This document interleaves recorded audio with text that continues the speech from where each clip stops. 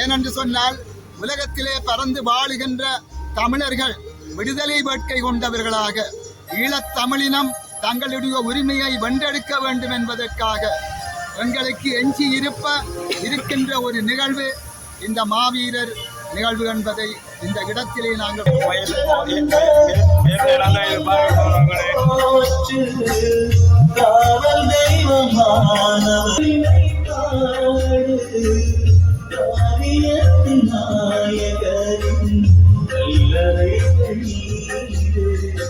நினைக்காதே வீரத்தின் பிள்ளை பிறப்பதும் இல்லை, இதை நீ மறவாதே, இதை நீ மறவாதே. இங்கால பக்கம் நாம் ஒரு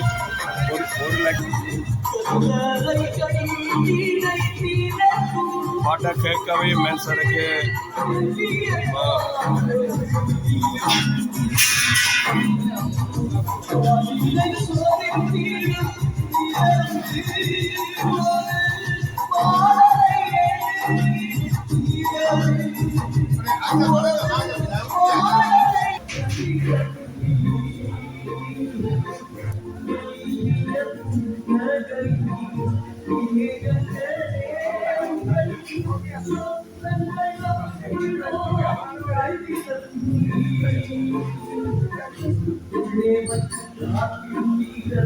பாருங்க சோழர்களே,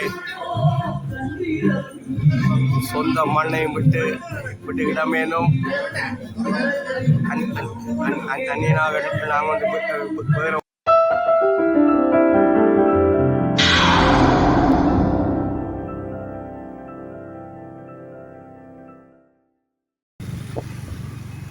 கோப்பாக்கி போன்ற பாதைக்கு வந்துட்டோம் சோழர்களே. பாருங்கள், கொடியை பாருங்கள்,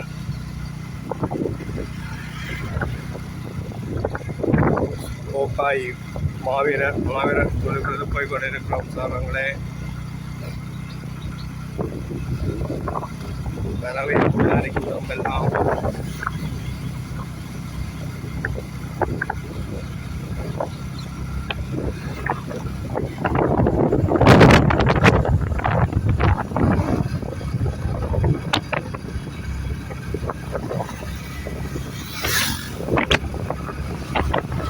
மஞ்சள் கொடி கட்டி மாவீரர் நாளைக்கு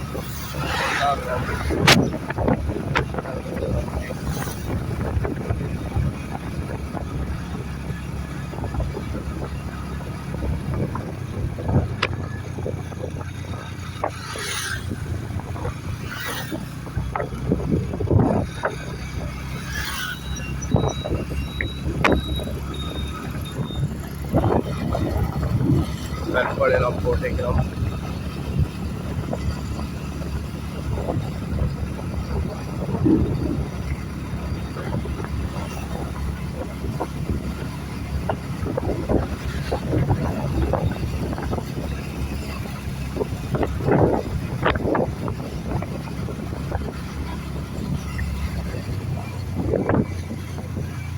மக்களை பாருங்கள், கோப்பா மாவீர தொழில்நுட்ப வந்துட்டோம் சோழர்களே. பாருங்கள், தேவையெல்லாம் ஃபுல்லாக இருக்க சோழங்களை, மாவீரர் பாட்டு கேட்க சோழர்களே. பாருங்கள், மஞ்சள் சோறு கொடிகள் பாருங்கள் கட்டியிருக்கிறோம். பாருங்கள் சோழர்களே, உடம்பெல்லாம் ஃபுல்லாக இருக்க சோழங்களே. பாருங்கள்,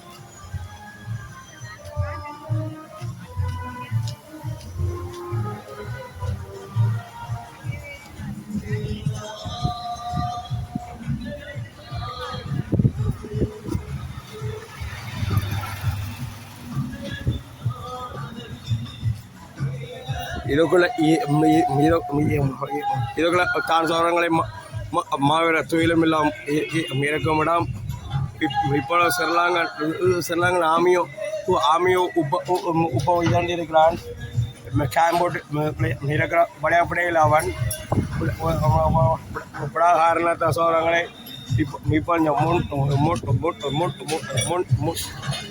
முன்னுக்கு தான் செய்யணும். பாருங்கள்,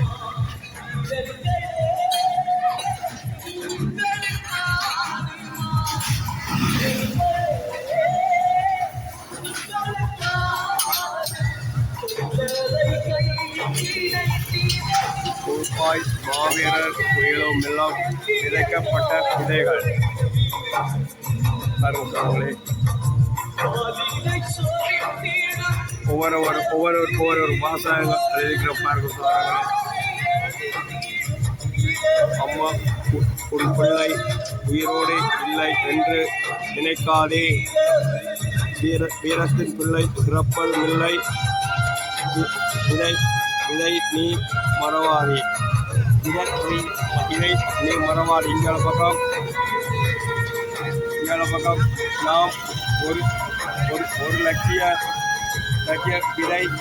விதைத்திருக்கிறோம். அதற்கு நாம்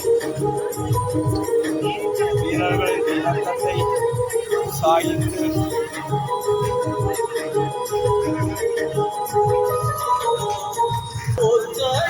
பாருங்க சோழர்களே.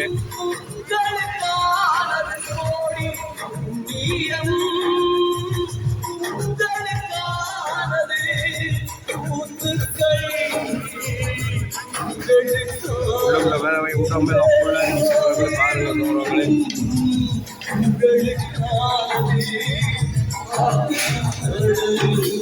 போட்டாக்கள் இல்லாத இடங்களை கார்த்திகை பூக்கள் படமா வச்சிருக்கு பாருங்க.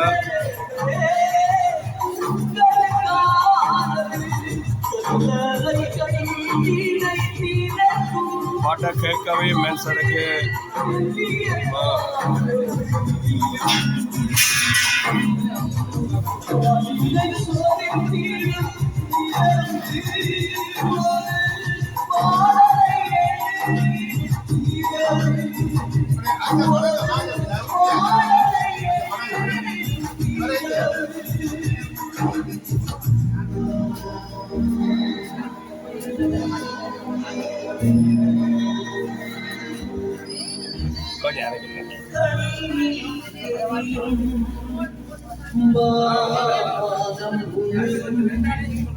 நாலு வரியிலும் பாருங்கள்.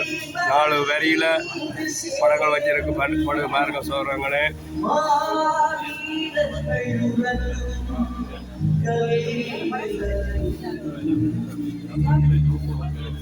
ஒரு வீட்டுல 2-3 பேரை கவனிச்சுக்கிறோம் பாருங்க சொல்றாங்களே.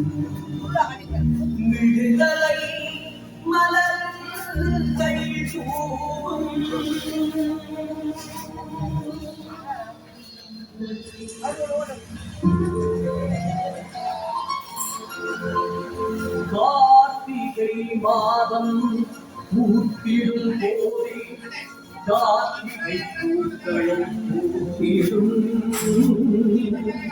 கண்ணில் நீ துணி தோற்றும் நிலவு பேசும் நெஞ்சி நெருப்பினை மூட்டிடும்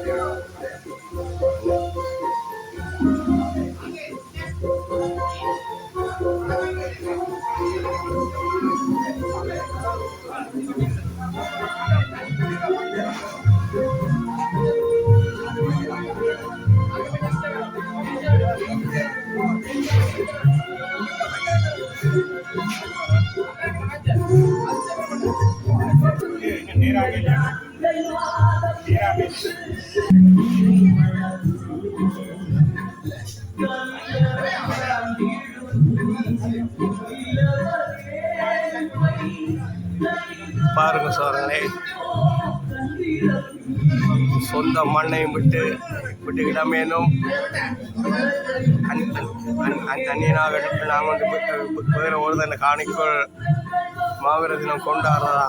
பாருங்க சோழர்களே, வைத்த பற்றி எரியுது சோழங்களே.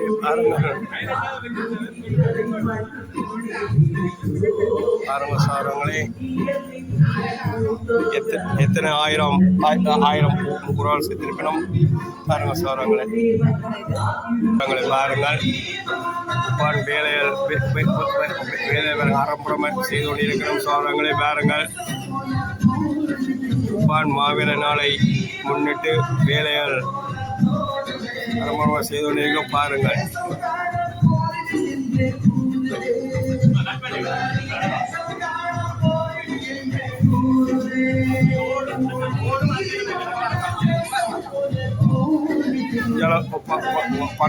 பக்கமே முடிஞ்சு சோழங்களே. இந்த பக்கம் தான் இப்போ வேலைகள் சோழங்களே நடந்தோடு இருக்கு. பாருங்க சோழர்கள், ஐயான பேர்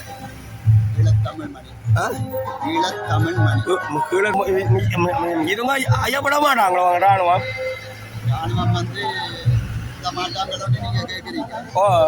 ஆனால் சந்திரசேகரம் அமைச்சர் சொல்றார், சகல துயில் இல்லங்களை எல்லாம் நாங்கள் கூடிய விரைவிலே விடுவோம் என்று அவர்கள் சொல்லுகிறார்கள்.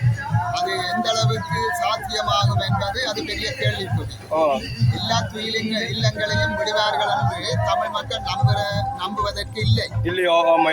அப்ப ராணுவம் எந்தெந்த மாவட்டங்களிலே மிகவும் பெரும்பான்மையாக அதிகபட்சமான இராணுவம் நிலை கொண்டிருக்கின்றதோ அந்த இடத்திலே தமிழ் மக்களுக்குரிய பூர்வீக காணிகளிலே அடாத்தாக இந்த துயிலும் இல்லங்களை அமைத்து தங்களுடைய கட்டுப்பாட்டுக்குள்ளே வைத்திருக்கின்ற பொழுது அந்த காணிகள் அந்த தனியார்களுக்கு கொடுக்க வேண்டிய சூழ்நிலை ஒன்றிருக்கு.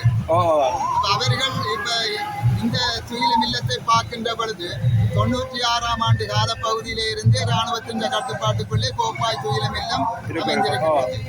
ஆகவே அவர்கள் உரிய முறையிலே அந்த இராணுவம் நிலை கொண்டிருப்பதனால், ஒரு கட்டளை பீடமாக அமைந்திருப்பதனால் அதை விடுவினம் என்று நாங்கள் எதிர்பார்க்கவில்லை. அமைச்சர் சந்திரசேகரன் கூறுவது போல அது சாத்தியப்படாத விஷயம். அது அவர்கள் தங்களுடைய அரசியல் பிழைப்புக்காக தமிழ் மக்கள் இந்த நேரத்திலே எழுச்சி கொண்டு இந்த மாவீரர் நிகழ்வுகளை நடத்தி கொண்டிருக்கின்ற இந்த நேரத்திலே அவர்களுக்கு ஒரு சொற்களை கொடுத்த மாதிரி ஒரு செய்தியை அவர் கொடுக்கின்றார்.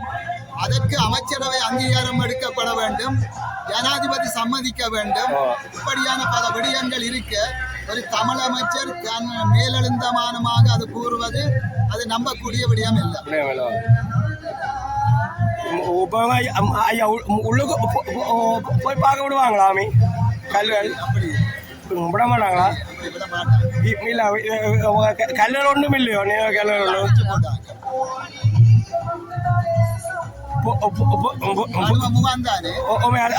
போய் பார்த்து இருக்கிறீங்க நீங்க? நாங்கள் ஆரம்ப காலத்தில் விடுதலை புலி போராளிகள் வந்து ஆரம்ப காலத்தில் மாவீரர் அடைந்த பொழுது இங்கேதான் முதல் மாவீரர் துயிலம் இல்லம் என்ற அந்த ஒரு வார்த்தை பதம் பிரயோகிக்க முன்னம் மாவீரர்களை புதைக்கும் இடமாக இந்த இடம் அமைந்திருந்தது. ஒரு தோட்டக்காணி. அப்ப கொண்டு வந்து ஆரம்பத்திலே இருப்பார்கள் வந்து ஆரம்ப கால போராளிகள் இருப்பது. பிறகு காலப்போக்கிலே தான் பிறகு வித்துடலாக அதை விதைக்கிறது. 1989ஆம் ஆண்டு முதலாக மாவீர தினம் பிரகடனப்படுத்தப்பட்டது. அதைத் தொடர்ந்து மாவீர இல்லங்கள் அமைக்கப்பட்டது. ஒவ்வொரு இல்லங்களிலே மாவீரர்களின் பெற்றோர்கள், உறவுகள் அனைவரும் சென்று அந்த ஈகச்சுடரேற்றி வணக்கம் செலுத்துகின்ற ஒரு நிகழ்வாக இது அன்றிலிருந்து இன்றைய காலம் வரை அந்த நிகழ்வை ஒரு கடவுளின் வழிபாடாகவே மாவீரர்களை கருதி தெய்வங்கள் வழிபாடு பின்பற்றிக் கொண்டு வருகின்றார். இதை சொல்ல போனால் இந்த கிட்டத்தட்ட 25 ஆண்டுகளுக்கு மேலாக மாவீரர் துயிலும் இல்லங்கள் ஒரு தெய்வ கோயிலாக காட்சிப்படுத்தப்படுற என்ற அந்த வார்த்தைக்கு மேலாக ஒரு அவர்களுடைய ஆத்மா அங்கே தங்கி இருக்கின்ற ஆத்மா இருந்து எங்களுடைய விடுதலை கனவின் தாகத்தை அவர்கள் மேல் நோக்கி வருகின்ற அந்த ஒரு செய்தியை அவர்கள் கொடுத்து கொண்டிருக்கின்றார்கள். நாங்கள் இந்த மாவீரர் தினத்திலே வெறும் ஆத்மார்த்தமாக அந்த தீபத்தை ஏற்றி நாங்கள் அஞ்சலிக்கின்ற பொழுது அந்த அத்தனை மாவீரர்களும் ஏறத்தாழ 45,000 மாவீரர்களுக்கு மேலே இந்த மண்ணிலே விதியாக வித்திட்டவர்கள் எந்த கனவுகளோடு அவர்கள் தங்கள் இதயங்களிலே சுமந்து இந்த மண்ணிலே வீழ்ந்தார்களோ அந்த மாவீரர்களின் கனவுகளை நிறைவேற்றுவதற்காக அந்த மாவீரர்களின் எண்ண கனவுகளை நாங்கள் முன்கொண்டு செல்வதற்காக ஒரு பிரகடனப்படுத்தப்பட்ட ஒரு நாள் தான் மாவீரர் நாள். இது எங்கள் தமிழர் தாயகத்தோடு மட்டுமன்றி புலம்பெயர்ந்த தேசங்களிலே ஒவ்வொரு நாடுகளிலே இன்று மக்கள் பேரெழுச்சி கொண்டு தன்மார்வம் கொண்டு என்று ஒவ்வொரு தேசங்களிலே இந்த மக்கள் ஏனென்று சொன்னால் உலகத்திலே பறந்து வாழுகின்ற தமிழர்கள் விடுதலை வேட்கை கொண்டவர்களாக ஈழத்தமிழினம் தங்களுடைய உரிமையை வென்றெடுக்க வேண்டும் என்பதற்காக எங்களுக்கு எஞ்சி இருக்கின்ற ஒரு நிகழ்வு இந்த மாவீரர் நிகழ்வு என்பதை இந்த இடத்திலே நாங்கள் கூறி வைக்க விரும்புகின்றோம். தமிழினம் தோற்கடிக்கப்பட்ட இனமல்ல, தோற்கடிக்கப்பட்ட இனமாக என்று மௌனிக்கப்பட்ட ஆயுத போராட்டத்துக்கு மத்தியிலே அறவழி போராட்டங்களை என்று அவர்கள் நடத்தி கொண்டிருக்கின்ற நேரத்திலே என்று யுத்தம் முடிவடைந்து 15 ஆண்டுகள் நிறைவடைந்த இந்த நிலையிலே மாவீரர்களின் கனவுகள், சிந்தனைகள், எண்ணங்கள் ஈடேற வேண்டும். அவர்களுக்காக நாங்கள் உழைத்துக் கொண்டிருக்கின்றோம். இன்றைய இளைய தலைமுறையினருக்காக இந்த மாவீரர் நாள்கள் சொல்லப்படுகின்ற செய்தி என்ன என்பதை நாங்கள் ஒவ்வொருவரும் நாங்கள் அந்த மக்களுக்கு இந்த மாவீரர் தின எழுச்சி நாளை நாங்கள் செய்து கொண்டிருக்கின்ற ஒரு கால கட்டாயம், கால சூழ்நிலை என்று அமைந்திருக்கின்றது. இன்றைய 20 வயது இளைஞனுக்கு மாவீர தினம் எதை குறிக்கின்றது என்று சொன்னால் அவன் பதில் சொல்ல தெரியாத நிலையிலே முடிச்சுகின்றான். யுத்தம் நடந்து 15ஆம் ஆண்டு 15 ஆண்டுகள் வரையிலே அன்றிருந்த 5 வயது சிறுவனுக்கு இன்று 20 வயது ஆகின்ற பொழுது 5 வயது சிறுவனாக இருந்த பொழுது 2008 9 வயதுகளிலே ஆண்டுகளிலே விடுதலை போராட்டம் மாவீரர்கள் எண்ண சிந்தனைகள் எதுவுமே அவருக்கு அறிந்திருக்கிறதுக்கு வாய்ப்பில்லை. அவன் சிறுவனாக இருக்கின்ற இந்த நேரத்திலே இன்று இந்த 2025ஆம் ஆண்டு இன்று 20 வயதாக இருக்கின்ற பொழுது சாதாரண உயர்தர பரீட்சை எடுக்கின்ற இந்த நேரத்திலே தான் இந்த மாவீரர் எழுச்சி நாள்களிலே சொல்லப்படுகின்ற இந்த செய்தி. போராட்டம் எதற்காக நடந்தது, ஏன் ஆயுதம் தூக்கினார்கள், இதிலே முதல் மடிந்த மாவீரன் யார், இந்த கரும்புலிகள் யார், கடப்புலிகள் யார் என்ற அந்த செய்திகளை எல்லாம் ஒரு வரலாறாக இன்றைய தலைமுறை அறிய வேண்டிய ஒரு காலகட்டத்துக்குள்ளே நாங்கள் தள்ளப்பட்டிருக்கின்றோம். ஆகவேதான் இந்த செய்தியெல்லாம் இன்றைய தலைமுறையினருக்கு கட்டாயம் போய் சேர வேண்டும். அவர்கள் திரளாக வந்து இந்த 27ஆம் தேதி மாவீரர் நாளிலே பங்கு பெற்றி அந்த மாவீரர்களுடைய உறவுகள், நண்பர்கள், பெற்றோர்கள் ஏற்றுகின்ற அந்த தியாக தீபத்திலே அந்த வீர வரலாறு சொல்லுகின்ற அந்த செய்தியை அவர்கள் கேட்க வேண்டும். இதற்காக தீபம் ஏற்றப்படுகின்றது. 6-5 மணிக்கு மணி ஒலிக்கப்படுகின்றது. தீபங்கள் மத்தியிலே என்ன செய்தியை அவர்கள் மாவீரர்கள் சொல்லுகின்றார்கள் என்ற வரலாறு எல்லாம் அவர்களுக்கு தெரிய வேண்டும். ஆகவேதான் ஒவ்வொரு மாவீர துயிலும் இல்லங்களிலே எல்லா மக்களும் வருகின்ற பொழுது இந்த செய்தியை நாங்கள் எடுத்து சொல்லுவதற்கு கடமைப்பட்டவர்களாக இருக்கின்றோம். என்று தமிழர் தாயக பகுதி என்றும் இதுவரை இல்லாத அளவுக்கு ஒரு பெரிய ஒரு பேரெழுச்சியாக இந்த மாவீரன் நாள் அமைந்திருக்கின்றது என்பதிலே எந்த மாற்று கருத்தும் ஏனென்று சொன்னால் லட்சக்கணக்கான மக்கள் தமிழர் தாயகத்திலே ஒன்று கூடி அந்த மாவீரர்களுக்கான நினைவேந்தல் நிகழ்வுகளிலே பங்கு பெற்றி கண்ணீர் மல்க தீபமேற்றி மலரஞ்சில் செலுத்துகின்ற ஒரு தியாக திருநாள், ஒப்பற்ற ஒரு திருநாள். நடுகல்லுக்கு மலரஞ்சலி செலுத்தி வணக்கம் செலுத்துகின்ற ஒரு தெய்வீக திருநாள். அவர்கள் எந்த கனவுகளை கண்டார்களோ அந்த கனவுகள் நிச்சயமாக நிறைவேறும். விதைத்தவர்கள், விதைக்கின்றவர்கள், விதைக்கப்படுகின்றவர்கள் எல்லோரும் இணைவாக நாங்கள் ஆயத்தமாக நிற்கின்றோம். வித்துடலாக, விதையாக எங்களுடைய ரத்தம், குருதி, உடல் உழைப்பு, உயர்வை, தியாகமெல்லாம் இந்த தமிழர் தாயக மண்ணிலே உறைந்திருக்கின்றது. இந்த போராளிகள், இந்த மாவீரர்கள் எண்ணம் கீழிருந்து தீபம் ஏற்றுகின்ற பொழுது அந்த காந்தல் மலர்கள் எப்படி விரிந்து அந்த எண்ணத்தை தூக்கி காக்கின்றதோ அந்த எண்ணத்துக்கான ஒரு மதிப்பு அங்கே இடம்பெறுகின்றது. தீபம் எரிகின்ற பொழுது அந்த தீப சுடரிலே அந்த வித்துடலானவர்களின் அந்த எண்ணம் அங்கே நினைவாக வருகின்றது.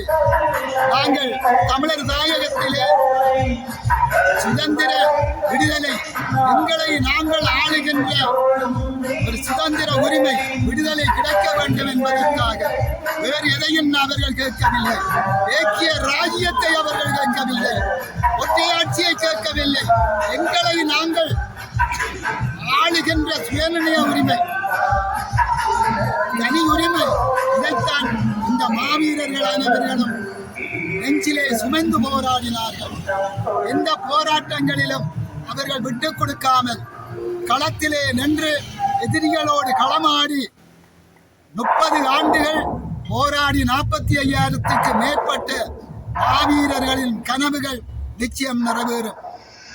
அப்படிப்பட்ட இந்த முதலாவது மாவீரனாக சங்கர் அவர்கள், கம்பர்மலியைச் சேர்ந்த சங்கர் அவர்கள், சத்யநாதன் என்று அழைக்கப்படுகின்ற சத்யநாதன் அவர்கள் இந்த நாளிலே இந்த மண்ணிலே வீழ்ந்த வரலாற்றோடு இந்த மாவீரர் நாள் ஆரம்பமாகின்றது. அந்த முதல் மாவீரர் காணி ஆட்டாணி இந்த காணி கடப்பட்டாங்க 3-4 வருஷமா செய்யணுமா? ஐயாக்கு நன்றி ஐயா. மாவீரர் துயிலும் இல்லங்கள் இந்த மண்ணிலே செய்வதற்கு பலதரப்பட்டவர்கள் பின்னடித்தாலும் கூட காலப்போக்கிலே அதை உணர்ந்து இந்த காணிகளை எல்லாம் ஏற்பாட்டு குழுவுக்கு கொடுத்து அவர்களும் அந்த நன்றி உணர்வோடு எங்களுக்கு பக்கபலமாக இருந்து இந்த நிகழ்விலே ஆக்கபூர்வமான செயல்பாட்டை அவர்கள் செய்து கொண்டிருக்கிறார்கள் என்பதை இந்த இடத்திலே சொல்லி வைக்க விரும்புகின்றோம். நன்றி ஐயா. ஐயாதாங்க எந்த சனலா சனல் நேசன் ஒட்டிக்கோட்டு பாருங்க சோறாங்க பாருங்கள் கோப்பாய் கோப்பாய்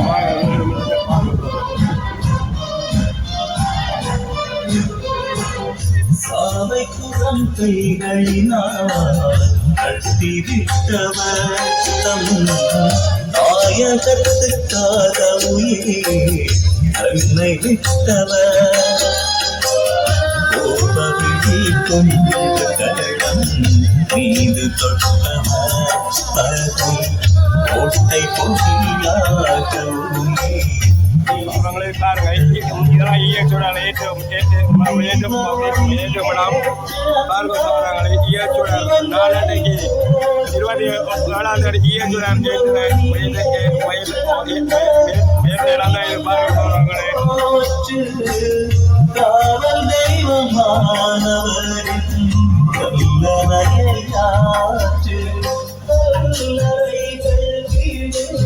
இருக்கிற சாதனங்களை பாருங்கள். ஒவ்வொரு மாவீரர் ஒவ்வொரு பேர்கள் இதுகள் எல்லாம் பாருங்கள். கட்டில் பாருங்க பாட்டி வச்சிருக்கிற பாருங்க சோழர்களே.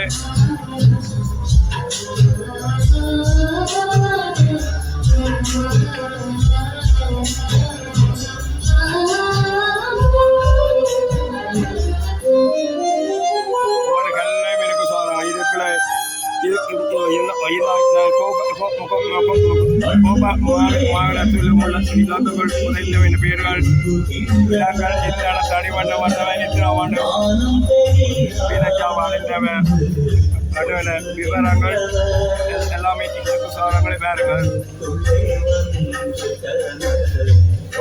சின்ன சின்ன இடத்தாய் இருக்கிற பழைய தெரியாத சோழங்களே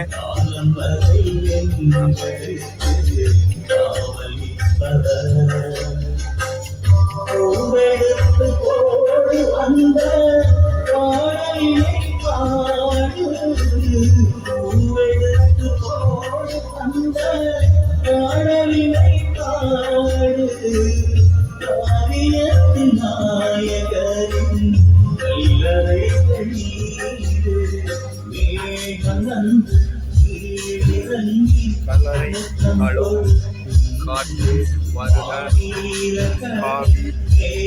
காவிய நாயகர் பூச்சை தாரும் பாருங்க. நல்ல நல்ல வசனங்கள் வெளியிருக்கிற பாருங்க. மாவீரரை பற்றிய நல்ல நல்ல வசனங்கள் பாருங்க சோழங்களே.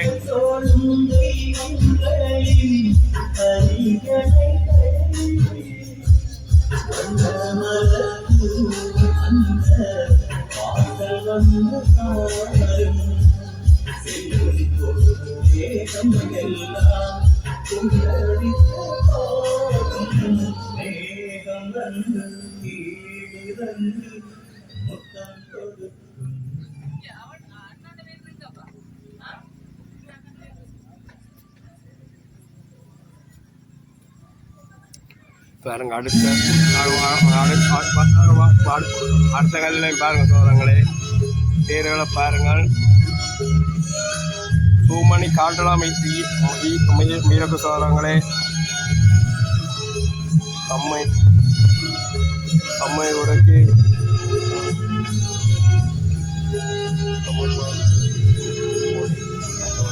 அம்மை உருக்கி தமிழ் வாழ்த்து குடி தந்தவர்கள்.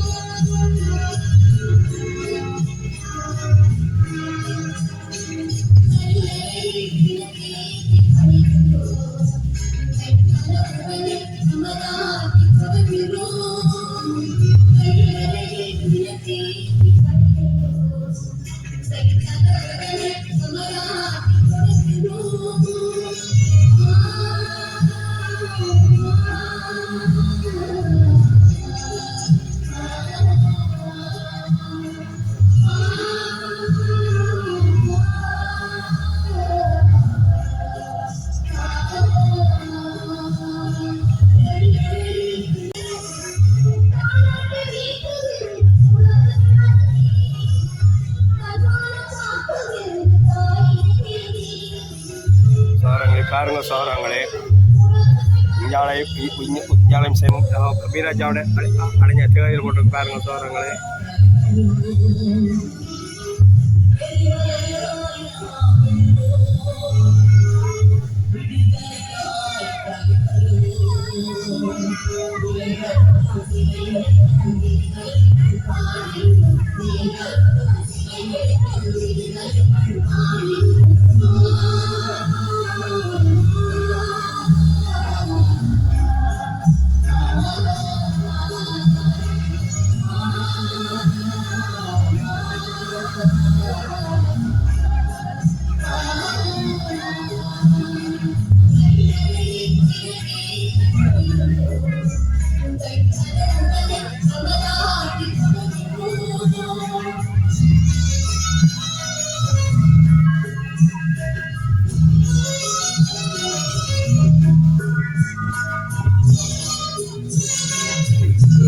மாவீரர் நாள் நவம்பர் 27 பாருங்க. பேனர் கட்டுறதுக்காண்டி வச்சிருக்கேன். நான் கட்டையில் பேனர்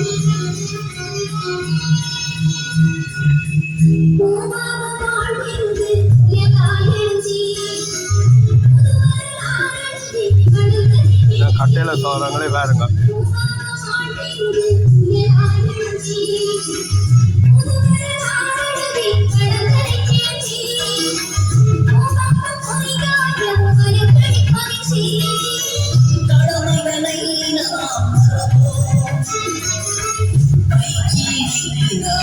Thank you.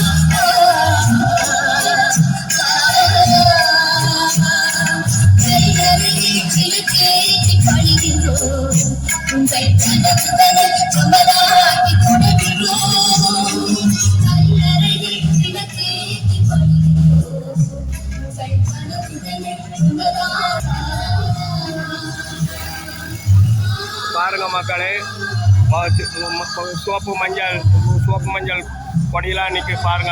துயிலுமில்ல கோப்பாய் மாவீர துயிலுமில்லத்தை பாருங்க சோதரங்களே. சோப்பு மஞ்சள் கொடியெல்லாம் அலங்காரம் செய்திருக்கிறாங்க பாருங்க சோதரங்களே.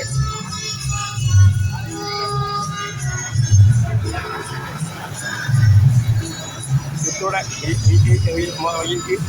சோதரனை என்னோட வீடியோ முடிச்சு கொடுறேன். என்னோட வீடியோக்கு சப்ஸ்கிரைப் பண்ணி என்ன விலை ஊட்டுமன்னு உங்களுக்கு தாழ்மடை கேட்டுக்கோங்க. ஓகேப்பா.